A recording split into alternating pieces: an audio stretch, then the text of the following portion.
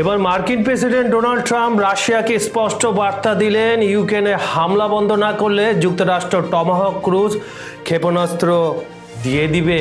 এই ভয়ঙ্কর ঘোষণা শুধু ইউরোপ নয়, গোটা বিশ্বকেই ফিরিয়ে নিয়ে যাচ্ছে এক নতুন উত্তেজনার অধ্যায়ে। Слава нашим доблестным вооруженным силам! За Россию!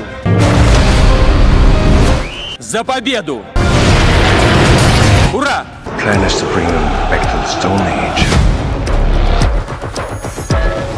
অন্যদিকে মধ্যপ্রাচ্যে শান্তি প্রক্রিয়া নিয়েও ব্যস্ত ট্রাম্প প্রশংসা করছেন এরদোগানকে, কিন্তু সমালোচনার মুখে পড়ছেন লাভরভের কাছে।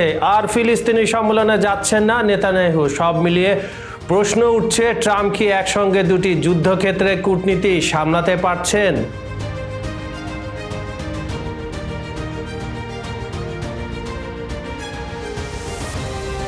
খবর সংযোগের বিশ্লেষকমূলক অনুষ্ঠানে আজ আমরা এই ঘটনাগুলোর ভেতরে প্রবেশ করার চেষ্টা করব।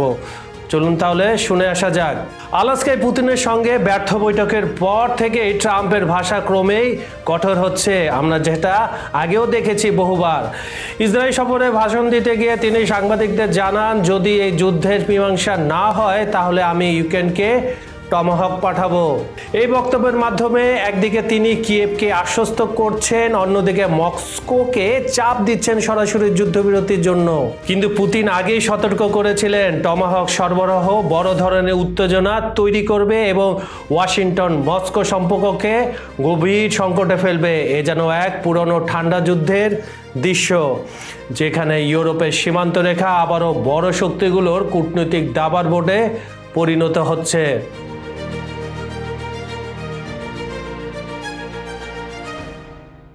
রাজনৈতিক বিশ্লেষকরা বলছেন, ট্রাম্পের টমাহক কার্ড এক ধরনের কূটনীতিক হুমকি, যার লক্ষ্য রাশিয়াকে আলোচনায় ফিরিয়ে আনা। কিন্তু সমস্যা হলো, এই হুমকি ইউরোপের নিরাপত্তা কাঠামোকেও অস্থিতিশীল করে তুলতে পারে। ন্যাটো সদস্য দেশগুলো ইতিমধ্যে সতর্ক, মস্কো যদি পাল্টা প্রতিক্রিয়া দেখায় তাহলে ইউক্রেন নয়, পুরো ইউরোপ হতে পারে যুদ্ধের কেন্দ্র।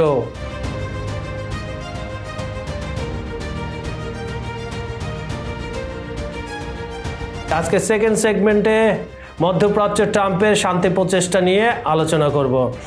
ফিলিস্তিনের যুদ্ধবিরতি চুক্তি বাস্তবায়নে তুরস্কের ভূমিকার প্রশংসা করেছেন ট্রাম্প। এরদোগানকে বলেছেন দারুণ নেতা, আর কাতারের আমিরকে বর্ণনা করেছেন অসাধারণ মানুষ হিসাবে। তিনি এখন শান্তি সম্মেলনে মিশরের শারম আল শেখে, যেখানে মঞ্চ প্রস্তুত আঞ্চলিক শান্তির এক নতুন অধ্যায়ের জন্য। কিন্তু ইসরায়েলি প্রধানমন্ত্রী বেনিয়ামিন নেতানিয়াহু সেই সম্মেলনে যোগ দিচ্ছেন না। একই সম্মেলনে যোগ দিতে চলেছেন এরদোগান ও মিশরের প্রেসিডেন্ট সিসি।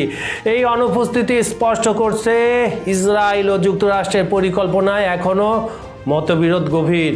আজকের সর্বশেষ সেগমেন্টে কি আছে দর্শক, চলুন একটু দেখে আসা যাক। এদিকে রাশিয়া পররাষ্ট্রমন্ত্রী সার্গে ল্যাভরভ সরাসরি বলেছেন, ট্রাম্পের শান্তি পরিকল্পনা গাজা কেন্দ্রিক, কিন্তু ফিলিস্তিনি রাষ্ট্রের প্রশ্নে স্পষ্ট।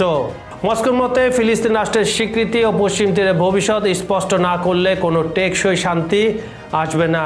এই অবস্থান মধ্যপ্রাচ্যে রাশিয়ার প্রভাব বজায় রাখার কৌশল বটে। কিন্তু আমাদের ভুলে গেলে চলবে না, 2 দিন আগে রাশিয়ার প্রেসিডেন্ট ভ্লাদিমির পুতিন ট্রাম্পের এই শান্তি উদ্যোগকে স্বাগত জানান।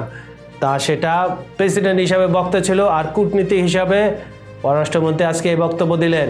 আর এদিকে একই সময়ে ইরান জাতিসংঘের সঙ্গে স্বাক্ষরিত পরমাণু সহযোগিতা চুক্তি স্থগিত করেছে, যা খুবই বড় একটা ঘটনা। তেহরান স্পষ্ট জানিয়েছে, নিজেদের জাতীয় স্বার্থের প্রশ্নে তারা আপোস করবে না। ইরান, রাশিয়া ও তুরস্ক, এই 3 দেশের নীরব সমন্বয় এখন ট্রাম্পের সবচেয়ে বড় কূটনীতিক চ্যালেঞ্জ। একদিকে ইউক্রেনে রাশিয়াকে চাপে রাখতে টমাহকের হুমকি, অন্যদিকে মধ্যপ্রাচ্যে শান্তির নামে জোট রাজনীতি। সব মিলিয়ে ট্রাম্পের কূটনীতি যেন দ্বিমুখী তরবারি। এক প্রান্তে আগ্রাসন ঠেকানোর অঙ্গীকার, অন্য প্রান্তে প্রভাব বিস্তারের প্রচেষ্টা। দর্শক, এইসব বিষয়ের বিশ্লেষকরা কি বলছেন চলুন একটু শুনে আসা যাক।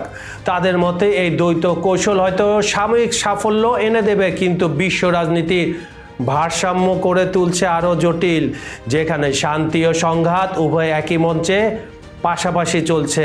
সুপ্রিয় দর্শক, আন্তর্জাতিক অঙ্গনের বিশ্লেষণমূলক অনুষ্ঠান আপনাদের কেমন লাগছে আমাদের কমেন্টে জানাবেন। আমাদের ভিডিওগুলো লাইক, কমেন্ট, শেয়ার করবেন। আমাদের চ্যানেলটি সাবস্ক্রাইব করে রাখুন। আজ এখানে বিদায় নিচ্ছি। এতক্ষণ আপনাদের সঙ্গে ছিলাম আমি কাজল হায়দার। আগামীকাল আবার দেখা হবে একই সময়ে একই চ্যানেলে। ধন্যবাদ সবাইকে।